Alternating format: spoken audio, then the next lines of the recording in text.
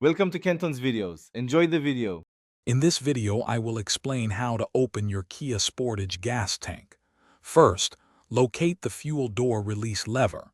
This lever is usually found on the driver's side floor near the door sill. Give it a firm pull upwards. You should hear a slight click as the fuel door unlatches, preparing it for the next step. Once you've pulled the release lever, the fuel door on your Sportage will pop open just a little. Simply push the door gently to swing it fully open. Now you'll see the fuel cap. To remove it, turn the cap counterclockwise until it loosens completely. You can then lift it off and place it in the holder, if your vehicle has one. With the fuel cap removed, you can now insert the fuel nozzle into your Sportage tank opening and begin refueling. Once you've finished adding fuel, it's crucial to replace the cap correctly. Turn the fuel cap clockwise until you hear several clicks.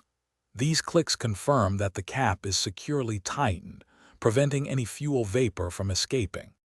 Finally, to close the fuel door, simply push it firmly until it latches securely back into place.